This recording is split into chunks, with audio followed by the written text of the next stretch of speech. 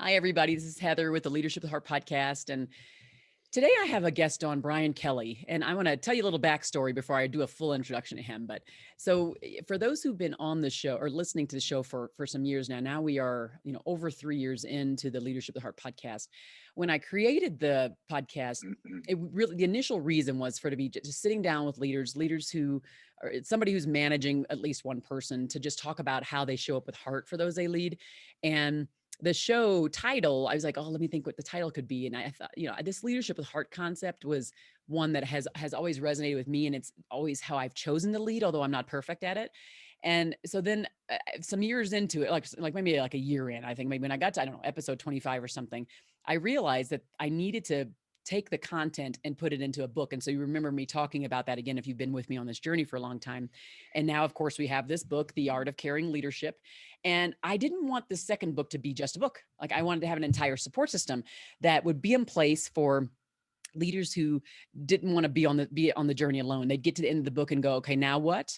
And I wanted them to know what that now what was. So in the back of the book, we have a self-assessment that leaders can take. And we also invite them to join a community where there are some caring leadership coaches, and we have a caring leadership academy. So there's a full-on support system, an ecosystem of caring leadership available for any leader who wants to enter it.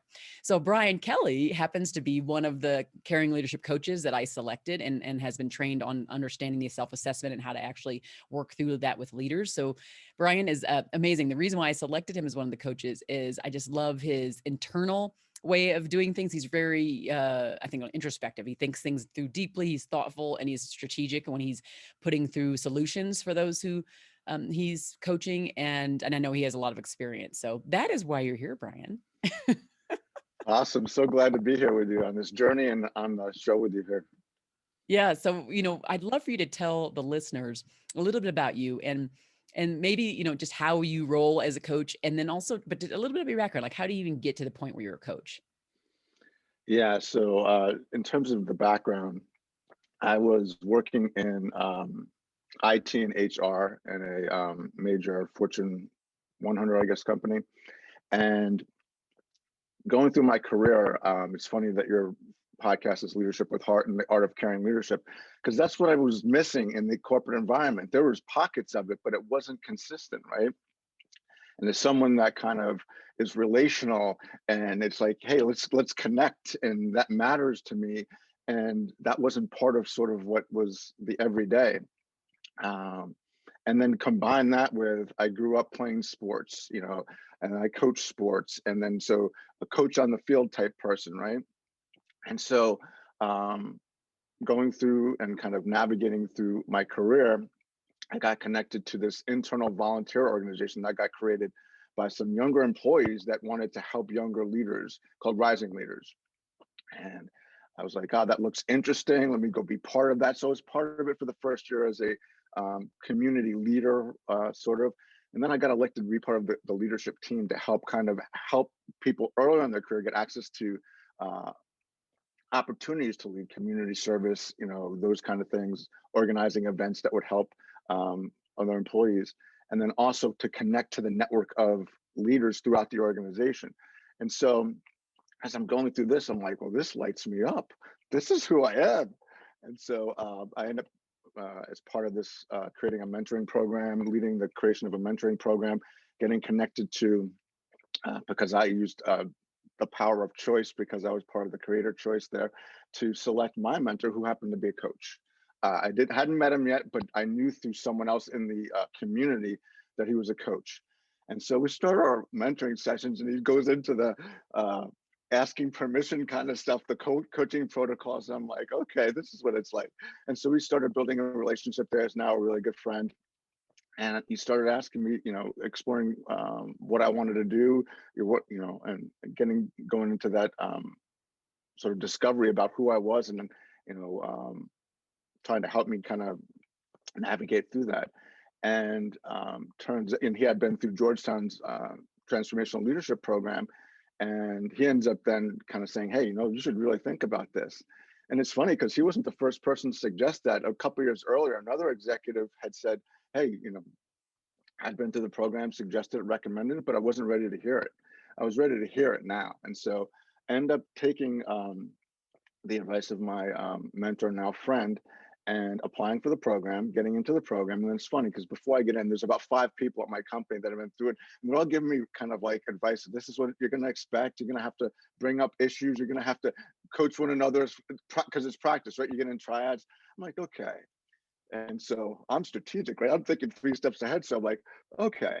And I have to be in control too. So I'm like, okay, I'll bring up issues, but I'm going to control what that looks like.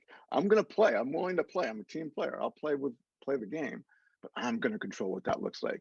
So I go into the program. It's great. Cohort of 32, meet some awesome people. Love the environment.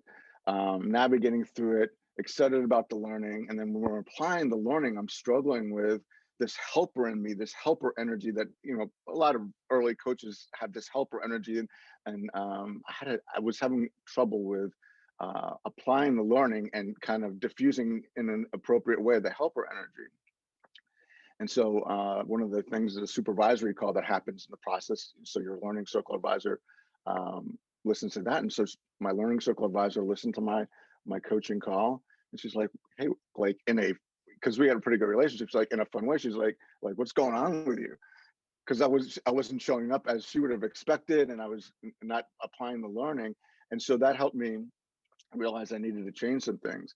End up going, taking that and realizing that I wasn't showing up because I knew I could be better, but I was getting into this energy of I want to be really good. I want to really help, instead of listening, instead of inviting questions. And if someone had the same story as me, which is typical with coaches can get challenged with, oh, I know the answer kind of stuff.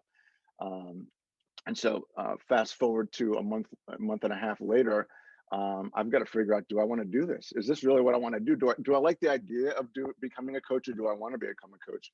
So I went through this really tough process of figuring out what's getting in the way of me actually showing up how I know I can, because I've done it actually before. And what was getting in the way was my relationship with vulnerability.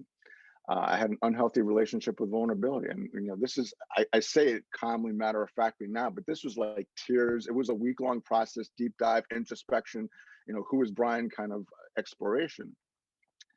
And what I had come to believe was vulnerability meant weakness. And so that was showing up in how I showed up. What I reframed it to was vulnerability is human. It's how we connect with one another. And in that, it's a strength.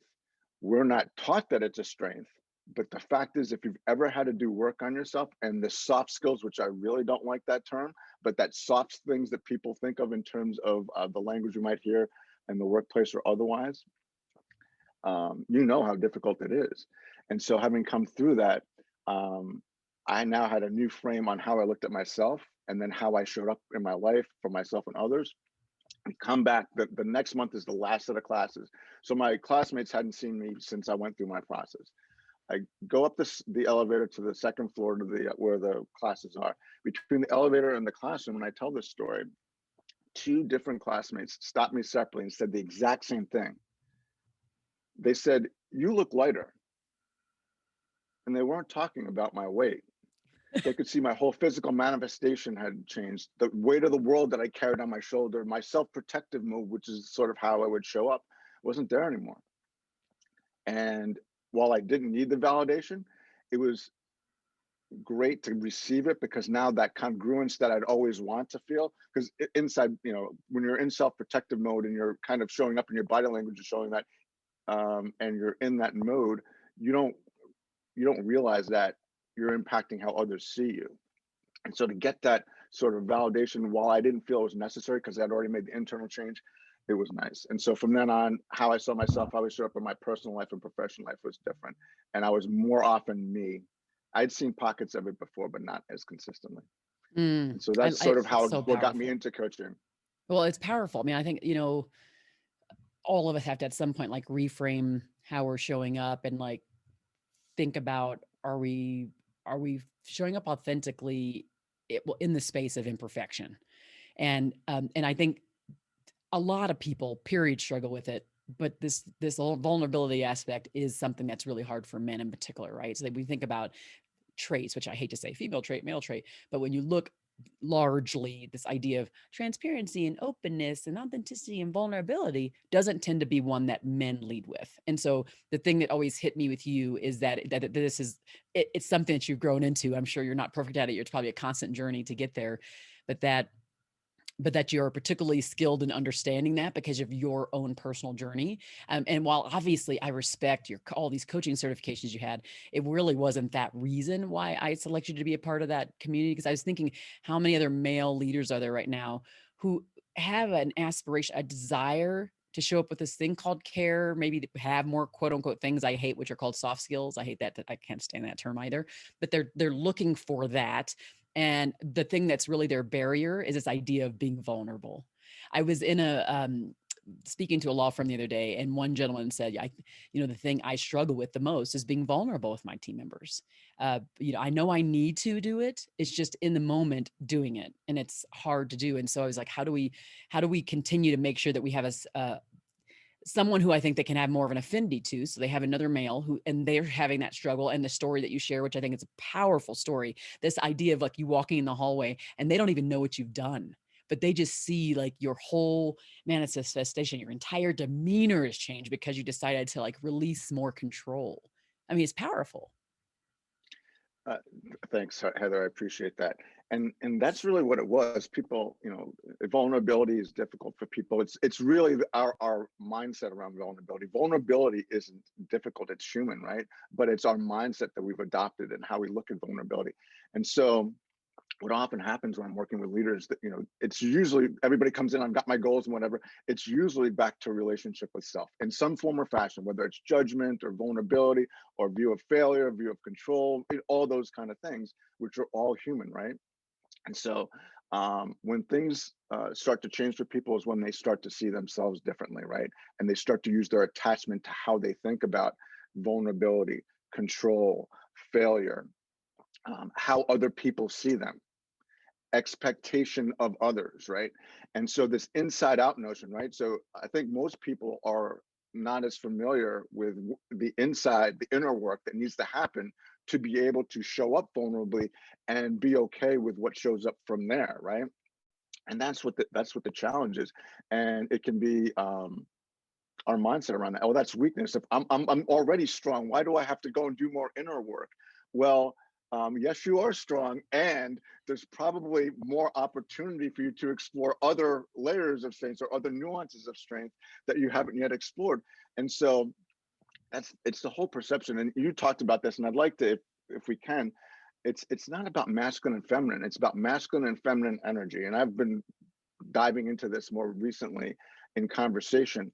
And we've all got it. Guess what? It's human. We've got masculine and feminine energy. The thing is, again, our mindset around it. Oh, men have masculine energy, women have feminine energy. And if you're a man, men don't show emotions. That was the mindset that helped kind of build my mindset. Men don't cry, that kind of crap. And so then it's the same kind of stuff with this whole feminine energy. And oh, I don't show up with feminine energy. Oh, really? Yes, you do when you show up with caring, right? When you show up with love, when you show up with heart, it's just associated with this feminine energy, but we've all got it. It's just been given this kind of label of feminine energy versus masculine. When women show up as assertive, they're showing masculine energy, apparently. That's how it's been labeled. And so we've got this terminology associated with it when really the energy is just human and it shows up in different forms and we've given labels to them. And Mm, so the thing I think more people are starting to talk about is when we get to this caring leadership, art of caring leadership, human-centered leadership, it's about recognizing and valuing the feminine energy that shows up in great leadership differently in both women and men, and mm, showing and also valuing masculine, but masculine in women, right? Oh, they're too aggressive, they're too assertive, the things women may get dinged for when they show up with certain things that are more male traits, as you were talking about. They're not male traits, they're human traits we've associated with men, or they're female traits we've associated with, the human traits we've associated with females. And so it becomes a mindset thing. And so if you start to change the language around that and realize all of these different energies are human and they've all got a place in great leadership, I think we change the game. I love that. And I think I just like, so again, I'm going to have it for those who are listening. I'm going to have kind of this series of there are 8 caring leadership coaches, and I'm going to have a series of kind of talking to each of them so you can see kind of where they come from, the value they add, this community. So the self-assessment that's in the back of the book is free. So the book costs, right? It's nominal. The self-assessment's free. The community is free. Obviously, the academy is not free, but once you've gone through, any of those, it's just all it does is it helps to fill in some of the gaps that maybe you might uncover through the assessment. So that's the idea. Just the support system is vast, and we'll continue to add events and masterminds and different things in there too to support people. And so I wanted to be able to, to highlight every coach, and you can see the uniqueness of each and maybe why I selected each. One of the things that I wanted to see what you're seeing right now when you go in the community. How do you think the exchanges are going? What do you think?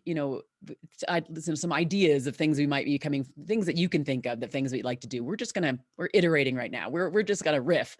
Tell me what you think that you're seeing right now in the community, Brian, and then also the things that people that are listening, if they go join it, things that they can look forward to that we're working on that that I'm forgetting about.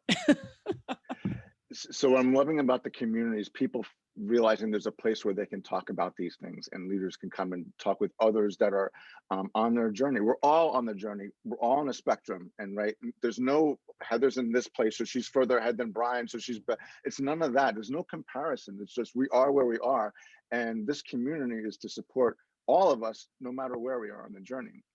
And so there's questions that are asked in there, and people weigh on the different questions, and we get different insights and perspectives. And then there's going to be videos where you can be able to understand more about the topics in the book, self-leadership, and all the various tenets of the art of caring leadership. We're all going to do our short videos to kind of so people can get to know us more, because you see us in the community because it's online community, but you don't know if we're part of the community, as which we are, or are we coaches?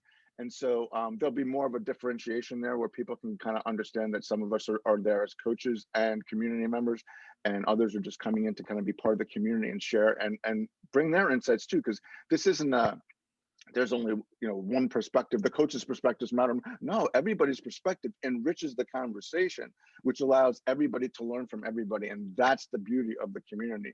And the assessment then lets you understand, oh, this is where I am. It's not good or bad, it just is, right? It's not should or shouldn't, it's is or isn't. This is where I am, and oh, this is where I want to go. Okay, maybe that then would lead you to say, oh wow, maybe I should connect with one of the coaches and take my journey to the next level, or step into the academy, or bring my team and let's go through the academy together. And so this community, this whole ecosystem you've created, Heather, is awesome, because you can participate in different ways based on where you are and make it a choice. You can do it individually or bring your team in too, and let's take your leadership team through the academy, or whatever works for the individuals or the team itself. And so that's what's exciting to me, is we're just getting started with what's possible. And there's different ways we can have conversations. There's different ways the different coaches are going to probably collaborate on exploring a different topic. So there's multiple perspectives from the coaches within a conversation, whether they're LinkedIn lives or Clubhouse conversations, different social media, Facebook lives. There's different ways we're going to be out there. And then yeah, that's what's coming to mind right now in terms of the community. My excitement around it is, I think there's an appetite. I'm seeing an appetite for this, and I didn't know there's people that talked about this kind of stuff. And yes, there are. And not only talk about stuff. That's why I'm part of it. Is I want to help create more caring leaders and develop more caring leaders, because you're already a caring leader. It's just about taking you to the next level of what that looks like for you. And so that's the other thing I like to have people think about, is it's not something you aspire to. You already are to some extent. It's what then do you want to continue to focus on to build more of that caring leadership quality in yourself. And so Oh, I that's what's love that. exciting to me. I love number one, those who are listening, you probably hear all the passion in your voice for this entire, ecosystem that we have created. And for me, caring leadership and leadership at heart are synonymous. So when the subtitle is How Leading with Heart Uplifts Teams and Organizations. So this book is a compilation of, there's 80 leaders in it from the podcast itself that I chose, that I thought each one of the leaders embodied certain angles of each behavior. And in the end, I was able to synthesize it into these 9 behaviors, reconciling that with all that employee feedback, the surveys, the listening sessions that we do as an organization for on the employee fanatic side. So I just wanted to be able to say, how do we synthesize this and use this and create this guidebook for leaders who are looking to show more care and concern, but needing to know exactly what that looks like. So it can be an elusive concept, really nebulous. How do I get a hold of that care thing? And so that's what this is doing. And the community and the assessment and the academy are all just ways to continue to deepen and kind of pinpoint the areas that you want to improve and, smooth over the surfaces of your leadership. Because here's the thing to remember when we're talking about leadership, the heart, caring leadership, it is the end user experience that actually really is the defining factor. So that we may think that we care, which is where we're trying to get to, and we're trying to help with that. But we do have to do the hard work of listening to our team members. And at some point, we will have an employee assessment that will kind of sniff test what's happening from one side to the other, and then we'll really be able to tell the truth. But it is the end user, the employee, the team member, or those who are looking to you for guidance are the ones who are the gauge. And so I just wanted to put this out here again. We'll have more and more of the coaching conversations, so you can meet the coaches, understand who they are, why they are in here doing the work they're doing, and maybe feel more comfortable going to the caringleadership.co site and just joining that community and just starting down that journey. We are all in development. We all use our own unique brushstrokes, which is why it's the art of caring leadership and it's not the science of caring leadership, although there are science beneath it. There's tons of research, right? But this is this idea of how do we show up with our own brushstrokes. And so anyway, Brian shows up in his own way as a caring leadership coach, and the other coaches will do the same, and they'll be there meeting you where you're at. So if you haven't already gotten the book, get it. If you haven't joined the community, go to caringleadership.co and just join in. And it, like I said, it's very not intimidating. We're doing a lot of evolution. You're going to help us learn and grow, going to help us get better in this. But Brian, thank you for kind of coming here and sharing your story about how you got to where you're at, and just giving people a glimpse on how you do coach people as well. Oh, it's my pleasure. And I don't, you may want to refer people to your YouTube channel where you're having the videos, because we've had some of the people on the book on and LinkedIn Lives right now, and along with the coaches. And so that's where you can get to meet some of the people whose stories you've seen in the book. You can get to meet them one-on-one too. And so there's some possibilities there with collaborations and further kind of getting to know the people that are part of the story as well. So very excited to see where we can take this caring art of caring leadership and helping to develop more caring leaders. So thanks for having me be part of it. Absolutely. Now, It's for been those who are awesome. listening, if you receive value and if you're excited about this caring leadership movement that's happening and you want other people to know about it, don't forget to share it, far and wide. And also go to Apple Podcast or wherever you listen to this podcast and write that 5-star review. I notice I know we have a lot of people that are listening. I want to get more people doing those reviews, because that means we're going higher on the algorithm. More people are finding it, getting good content, getting all the energy and getting up, motivated for their week and inspired to do better. So just do that. And, in the end, thank you again, Brian. And for all of you who have been with me on this journey now, hopefully you continue referring people in, and thank you for listening to Leadership at the Heart podcast. Be well.